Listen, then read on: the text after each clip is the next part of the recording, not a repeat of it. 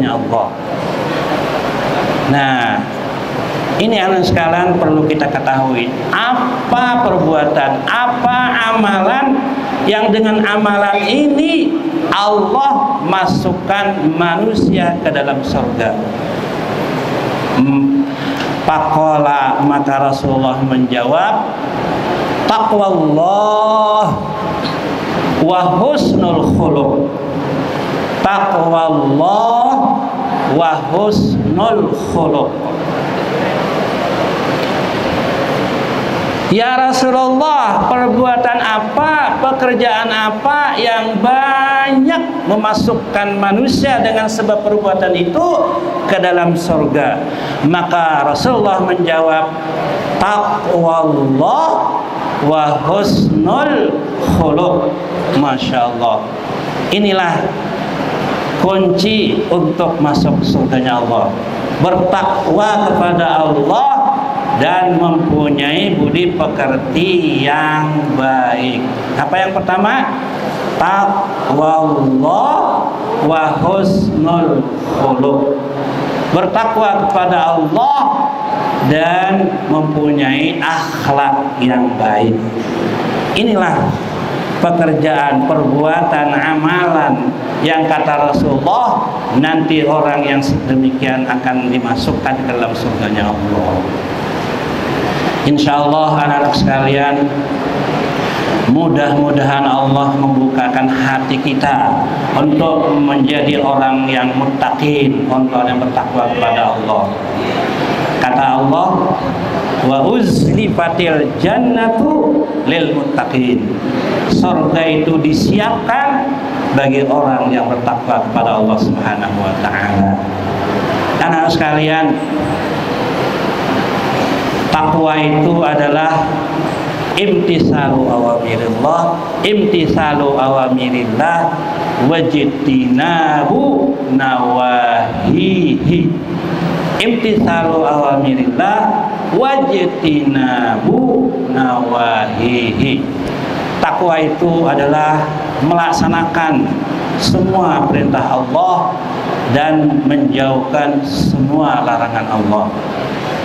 Anak sekalian, hidup di dunia ini terasa bahagia, hidup di dunia ini terasa enak, Masya Allah, kalau kita ini mampu semaksimal menjalankan perintah Allah dan mampu semaksimal menjauhkan larangan Allah.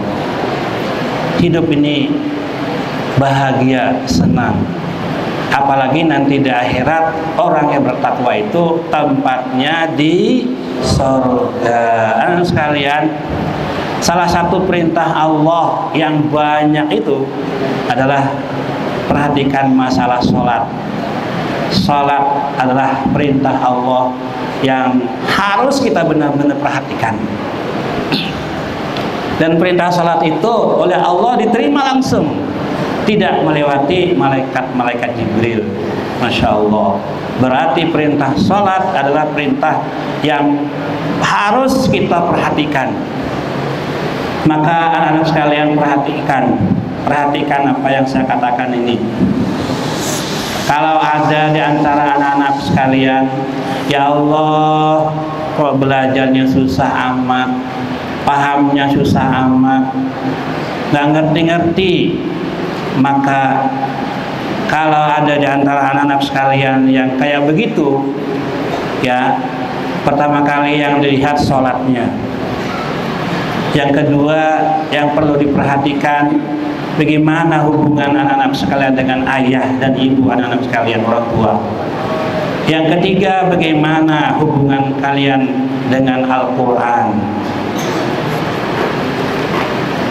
Kalau ini diperhatikan, salat diperhatikan, insya Allah anak-anak sekalian yang tadi susah belajar, susah memahami, insya Allah oleh Allah dibukakan hatinya, dengan catatan salatnya didahulukan, salatnya diperhatikan. Salat itu ngomong anak-anak sekalian, salat itu ngomong. Kalau salat diperhatikan, maka salat itu ngomong kepada Allah. Ya Allah, ini hambamu ya Allah, memperhatikan aku ya Allah. Belum azan dia udah siap, ya Allah, untuk sholat. Kemudian dia selalu memperbaiki aku, selalu khusyuknya diperbaiki, selalu memperhatikan rukun dan sunnahnya, semua dia perhatikan. Maka ya Allah, karena hamba-Mu ini memperbaiki saya, kata sholat, maka perbaiki dia, perbaiki pemahamannya, perbaiki kecerdasannya. Allah yang ngomong sama Allah, Allah yang meminta, salat kita yang meminta kepada Allah. Begitu anak sekalian ya. Jadi kalau kita ini susah, yang pertama yang perlu diperhatikan apa? Salatnya. Salatnya harus benar-benar diperhatiin. Anak sekalian, alhamdulillah anak sekalian, walaupun di pondok ini dengan aturan, tapi yang perlu disyukuri bahwa anak sekalian salat berjamaah 5 waktu. Orang di saudara, orang di luar mungkin susah untuk istiqomah salat berjamaah 5 waktu. Tapi anak-anak sekalian, masya Allah, walaupun dengan aturan, tapi ada anak sekalian salat berjamaah 5 waktu.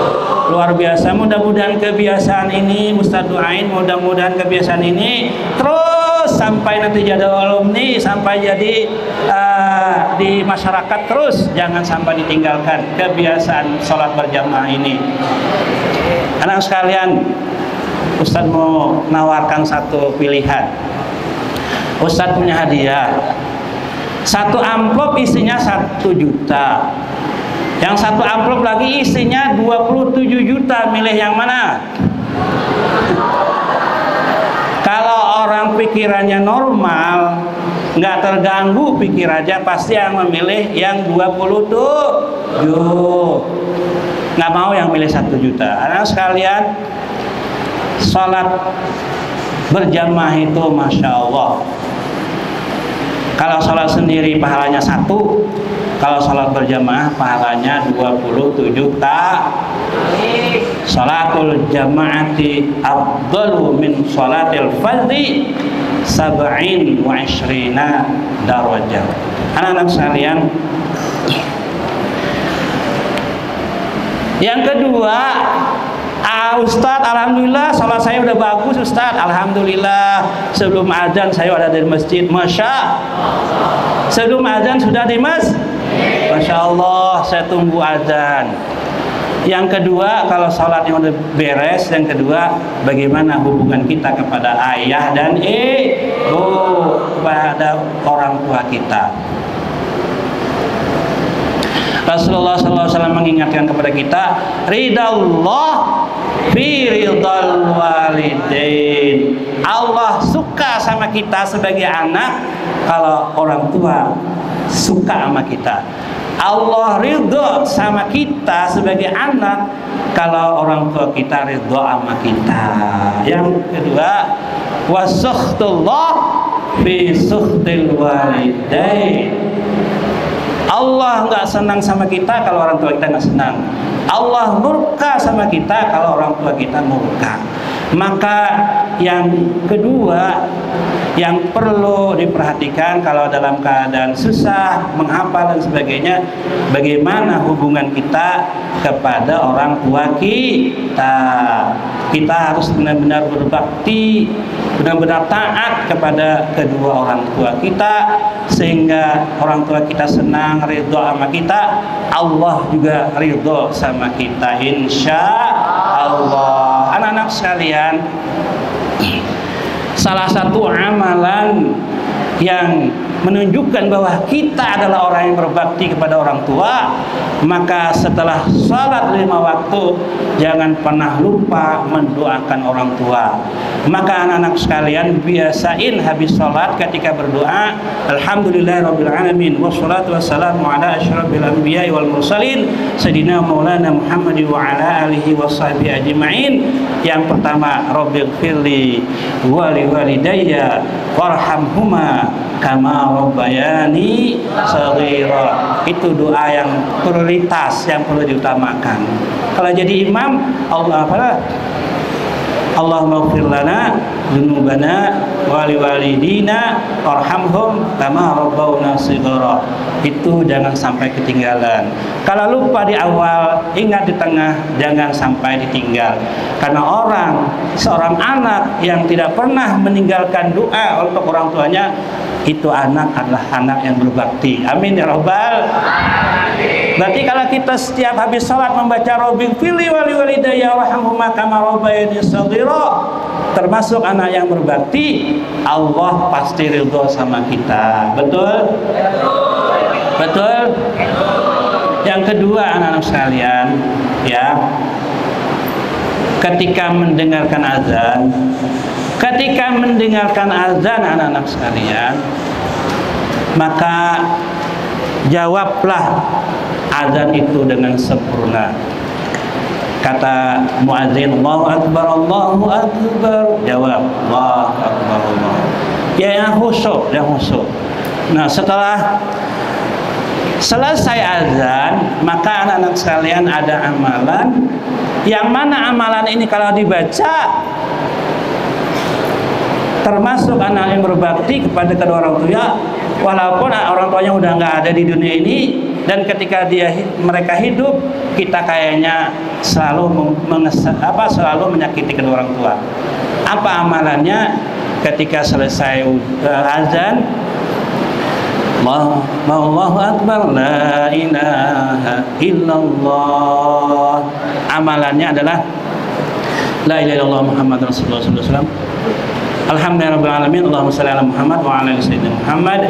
Rabbighfirli wa liwalidayya, Rabbighfirli wa liwalidayya, Rabbighfirli wa liwalidayya, Rabbighfirli wa liwalidayya, Rabbighfirli wa liwalidayya 5 kali, warhamhuma kama rabbayani shaghira. Baru dilanjutkan, Allahumma rabb hadhihi ad-da'wati tammah salatil qa'imah ati sayyidina Muhammadanil wasilata wal fadilah wasyarafa wad darajatal 'aliyata rafi'ah wa ba'athu maqaman mahmudan alladzi wa'ata innaka la tukhliful mi'ad bi rahmatika ya Muhammad. Makanya anak sekalian, amalin ini ya. Jadi kalau menjelang yang istiqomah di masjid itu kan kalau menjelang azan maghrib pada di masjid semua ya. Jadi jangan ada mulut ini ngomong macam-macam. Diam. Jawab semua apa yang diucapkan oleh muadzin, kecuali hayya 'alas shalah, hayya 'alal falah. La haula wala quwata illa billah. Lain jawabannya. Nah, setelah la ilaha illallah, biasa la ilaha illallah. Alhamdulillahirabbil alamin. Allahumma shalli ala Muhammad wa ala sayyidina Muhammad. Rabbighfirli wa liwalidayya, Rabbighfirli wa liwalidayya, Rabbighfirli wa liwalidayya, Rabbighfirli wa liwalidayya, Rabbighfirli wa liwalidayya, warhamhuma kama rabbayani shaghira. Allahumma rabb hadhihi ad-da'wati tammah was-salatil qa'imah ati sayyidina Muhammadan al-wasilata wal fadilah wasyarafa wad darajatal 'aliyata rafi'ah wa ba'athu maqaman mahmudan alladzi wa'ata innaka la tukhliful mi'ad. Walhamdulillah. Yang ketiga, anak sekalian, kalau mendapatkan kesulitan membaca, memahami pelajaran, lihat hubungan kita kepada Al-Quran. Apakah kita istiqomah membaca Al-Quran? Anak sekalian harus punya tekad pribadi sendiri. Saya harus istiqomah membaca Al-Quran. Kapan nih? Kapan saja. Selain yang sudah diatur oleh pondok, punya satu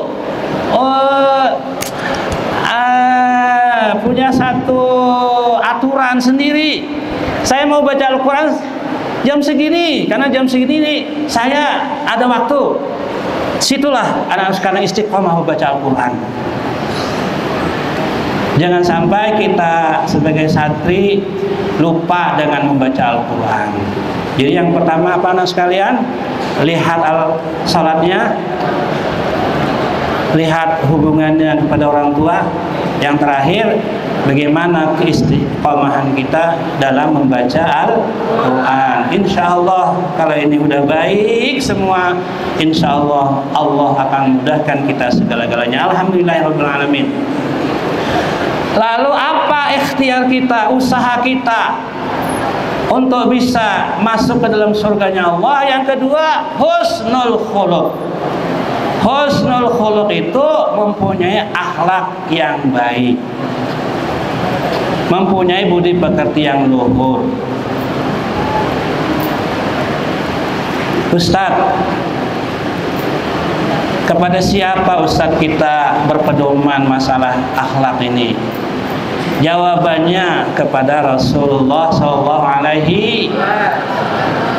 Kalau kita berpedoman akhlak kita kepada Rasulullah, berarti kita sudah benar-benar sesuai dengan akhlak yang mulia, akhlak yang baik. Karena kata Nabi, adabani rabbi fa ahsana ta'dibi.